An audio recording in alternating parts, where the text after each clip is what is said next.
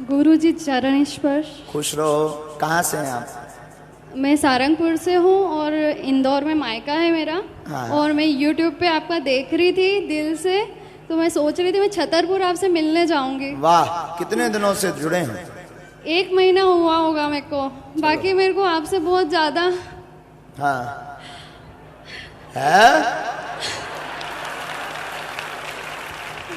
बोलो क्या प्रश्न भी है, वो बस एक बात मतलब बोलो बोलो बोलो बहन। लगन तुमसे लगा बैठे, जो होगा देखा जाएगा। राम जी से राम राम कहियो, कहियो जी हनुमान जी। आज आपके दर्शन करके मेरे को बहुत बहुत खुशी हो रही है। चलो धन्यवाद। कोई धर्म से संबंधित जिज्ञासा? हाँ, बस ये है कि लहसुन प्याज क्यों नहीं खाना चाहिए, वो भी छोड़ दिया है मैंने। ये तो जबरदस्ती में बोला है। नहीं, सच में 4-5 दिन से छोड़ दिया। अच्छा ठीक है, नई नई भक्ति है अभी। हाँ, मगर सच्ची वाली है। नई नई भक्ति 9 दिन खींचा तानी 10 दिन। विराज, बहुत सुंदर प्रश्न। आपका उत्तर सुनिए। लहसुन और प्याज दोनों की उत्पत्ति राक्षस के मल से हुई है। राक्षस के मल से हुई है। मल यानी गंदगी से, इसलिए उससे दुर्गंध आती है। और हम आपसे पूछना चाहते हैं, एक बहुत सुंदर एक जने बात कहते कि एक बहुत पतरो पहलवान है। तो पतलो मतलब ऐसे 1.5 हड्डी को, हमारे जैसे एक 1.5 हड्डी का पहलवान था। उसके सामने जो भी जाता था बड़े बड़े पहलवान चित्त हो जाते। पूछो क्यों? वो मारता भी नहीं था, पहलवानी भी नहीं जानता था, लेकिन अच्छे अच्छे पहलवान चल, क्योंकि वो कभी नहाता नहीं था। दुर्गंध इतनी आती कि अपन आदमी यहां गस्त आ जाता। तो दुर्गंध में इतनी ताकत है कि आदमी भाग जाता है। तो ये लहसुन प्याज राक्षस के मल से प्रकट भय। आप लहसुन प्याज खाते हैं तो दुर्गंध आती है। दुर्गंध आती है तो भगवान की कृपा या भगवान की दिव्य शक्तियां नजदीक नहीं आ पाती हैं। इसलिए सनातन में व सात्विक विधान में लहसुन प्याज वर्जित है जी। अब पुरुषों में ये आगे वाले इन भाई साहब को दे दो, तब तक राजकुमार इन बहन जी को दे दो। जी जी जी, हाँ आगे वाली बहन जी। गुरु जी कोटि कोटि प्रणाम भैया, भूरी भूरी आशीर्वाद। मैं दिल्ली से अपनी बीबी के साथ आपके कथा सुनने बीपी के साथ के बीबी के साथ? बीबी के साथ। फिर से बोलो। बीबी के साथ जी। तो हम क्या प्रश्न है? पूछो। हम आपके चरण स्पर्श करना चाहते हैं। बस जी। राम कथा से ऊंचा प्रश्न है ये? कोई प्रश्न है? कथा से संबंधित कोई जिज्ञासा है तुम्हें? मैं गुरुजी 2-2.5 महीने से मैं यूट्यूब में फॉलो करता रहा था, लेकिन अचानक पता लगा कि आपकी कथा इंदौर में है, तो मैं दिल्ली से आ गई। ताली बजाओ। सुन लो इंदौर वालों, तुम लोग आलसी यहाँ के यहाँ नहीं आ पाए, ये दिल्ली से आकर के यहाँ डेरा लगाए। हम कथा के बाद जहाँ रुके हैं वहां पहुंच जाना। एक बार आपको छूट दे देंगे। जी जी, कोटि कोटि प्रणाम। खुश रहो जी। कथा से संबंधित प्रश्न करना। ठीक है। बागेश्वर सरकार की जय हो। आपकी जय।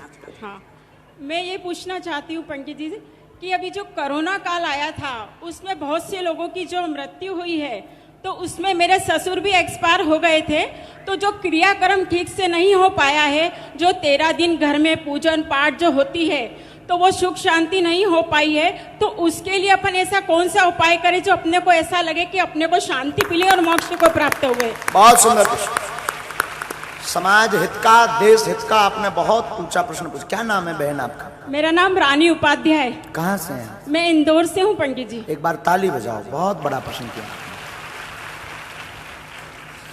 कोरोना काल में जो शरीर दिवंगत हुए हैं देव योग के कारण, और ऐसी परिस्थिति में जो क्रियाक्रम नहीं कर पाए, तो शास्त्र में वर्णन आया है कि भूलवश कोई बाहर मर जाए और उसका बाद में पता लगे या बाद में ध्यान आवे, तो 1 वर्ष के अंतर्गत कभी भी उसी विधि अनुसार जो है सूतक का निषेध कर लेना चाहिए। उस विधान को कर लेना चाहिए, जिससे सूतक मिट भी जाता है, मन का मलाल भी हट जाता है, और जो दिवंगत आत्मा है उस आत्मा की तृप्ति भी होती है।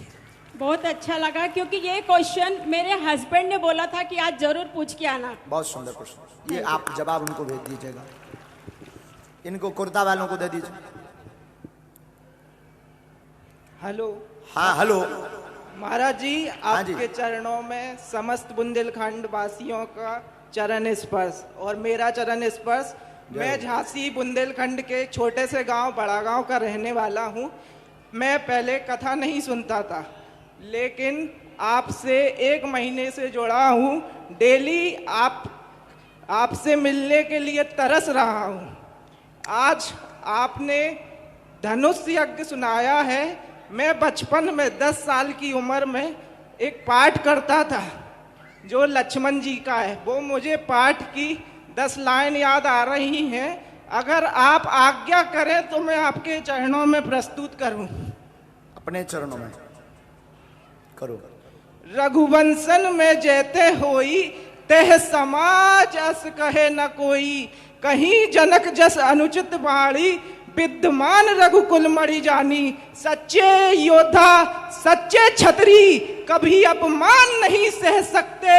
जिनको सुनने की ताप नहीं, वो चुप कैसे रह सकते। रघुवंशी वीरों के होते, ऐसा भी सदा कहे कोई। जैसी उल्टी सीधी बाड़ी, मिथिलाधिराज ने आज कही।